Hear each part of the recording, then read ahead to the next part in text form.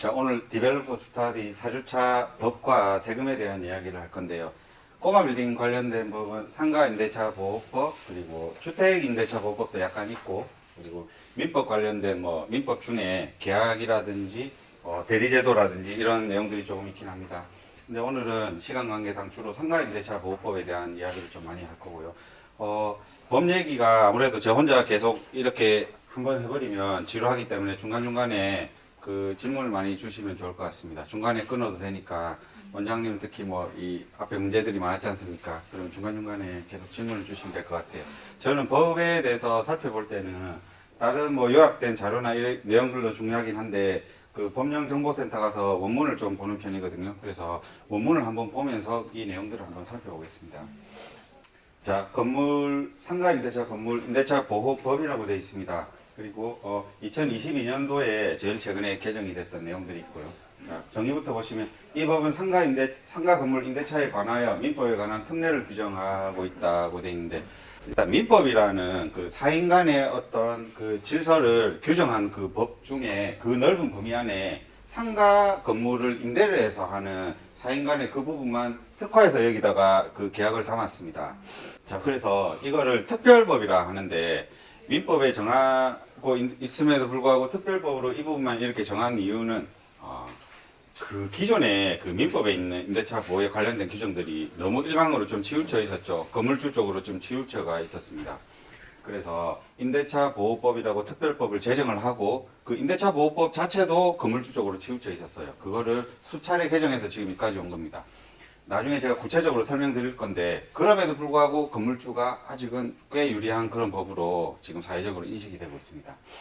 자, 그래서 자영업자 비율이 30% 이상인 우리나라 경제 구조에서 이 임대차 보호법은 굉장히 중요한 의미를 가지고, 여러분들이 건물을 소유하든 아니면 사업을 하시다가 임차인으로서 또 건물주하고 임대차 계약 맺을 때도 오늘 하는 교육 내용이 굉장히 꿀팁이 많을 거예요. 잘 들으시면 좋을 것 같습니다. 자, 2조의 적용 범위 있죠. 적용 범위부터 굉장히 중요한 내용이 나옵니다. 여기 첫 줄에 보면 상가 건물의 임대차, 자, 여기에 보면 사업자 등록이 대상이 되는 건물을 말한다, 이렇게 돼 있어요. 상가 임대차 보호법은 사업자 등록이 되는 건물에만 임대차 보호법이 적용된다는 얘기죠. 자, 길 가다가 그 나대지 같은 장소에 어떤 판잣집을 지어놓고 거기서 꽃을 팔고 있어요. 건물 대장을 떼보니까 없어요. 땅만 있어요. 무허가 건물이죠. 거기에 임대차 보호법이 적용이 될까요? 적용이 됩니다. 왜냐하면 사업자 등록이 대상이 되기 때문에 그렇습니다. 자, 사업자 등록은 내보신 분은 아시겠지만 무허가 건물에도 되고 지금 살고 계신 아파트에도 사업자 등록이 됩니다. 그래서 사업자 등록이 되는 모든 건물에 임대차 보호법이 적용되고, 자, 근데 단서 조항이 있어요. 목적의 주된 부분을 영업용으로 사용하는 경우에 포함된다. 그래서 영업용으로 쓰셔야지 거기서 주거를 한다든지 다른 용도로 쓰면 이 법이 적용이 될지에 대한 해석이 좀 있습니다. 그래서 영업용으로 이제 쓰셔야 된다. 그리고 여기 보면 14조 2에 상가 건물 임대차위원회 심의를 거쳐 대통령이 정하는 보증금액 초과하는 임대차에 대해서는 그러지 아니하다. 초과하는 임대차에 대해서는 그러지 아니하다. 여기 이 법을 적용 안 한다는 얘기겠죠.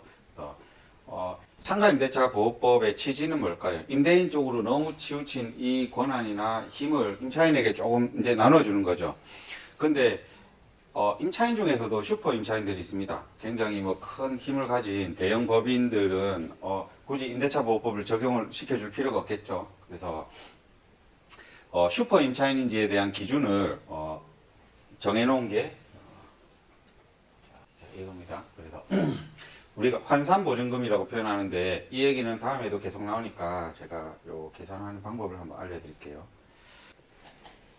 보증금이 3천만 원이고 월세가 100만 원이면 환산보증금 계산 어떻게 하냐면 월세가 100을 곱해요. 그러면 1000만 원, 1억이 되겠죠.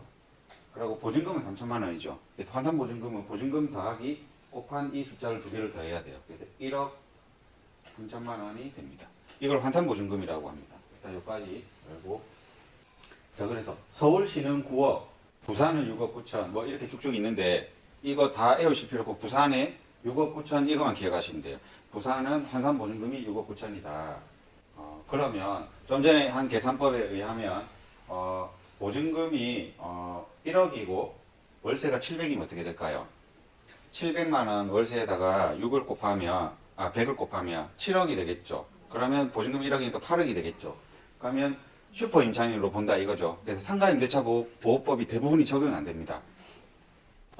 좀 계산이 편하게 1억에 600을 하면 딱 1억 6억 9천하고 비슷해져요. 1억에 600이면 7억이 되겠죠. 7억이면 슈퍼 임차인이 됩니다. 그래서 1억에 600부터는 이 상가임대차 보호법이 적용이 안 됩니다. 적용이 근데 전부 안 되지는 않고 이 슈퍼 임차인한테도 몇 가지는 적용을 해줍니다. 슈퍼 임차인한테도 대항력은 줍니다. 경매가 넘어가도 슈퍼 임차인도 자기 물권적인 어떤 권리를 가져야 되겠죠. 이 가게에 자기가 임차가 얻은 정보에 대해서. 그리고 계약 갱신 요구권이 있어요. 슈퍼 임차인도 인테리어 안 하진 않죠. 인테리어를 오히려 더 많이 합니다. 뭐 우리 올리브영이라든지 이런 판매점들 보면 수억씩 들여가지고 인테리어 하죠. 대형 카페도 그렇고 하는데 계약 갱신 요구권 뭐 나중에 나오겠지만 10년까지 우리가 계약 갱신을 할 수 있는 권리가 있습니다. 임차인이. 슈퍼 임차인한테도 10년 동안 여기서 영업하여서 자기가 부었던 그 인테리어 비용을 회수할 수 있는 기회는 준다 이거죠. 그리고 권리금 보호. 안에 그 대형 카페가 1억에 700하는 대형 카페가 여기에 인테리어 비용을 많이 쏟아부었어요. 에어컨도 5대 달고 막 플라워로 막 도배했어요. 그러면 나중에 이거를 이용하는 사람들 권리금 받고 나갈 수 있겠죠. 그래서 권리금 보호 조항을 슈퍼 임차인한테 적용을 받습니다. 근데 슈퍼 임차인한테 이제 임차인도 임대인하고 힘이 비슷하니까 이거는 적용 안 시키겠다. 이게 5% 인상이에요, 월세. 자, 이게 제일 좀 크죠. 임차인, 슈퍼 임차인과 임대차 보호 적용 받고 안 받고 해서. 상가 임대차 보호 범위 안에 드는 임차인들은 건물주가 월세를 올리고 싶어도 1년에 5%밖에 못 올려요. 근데 1억에 600인 임차인은 2년이 지나서 다음에 임차인이 얘기를 할 때 월세를 시세가 800이던데 800 주세요 하면 줘야 돼요.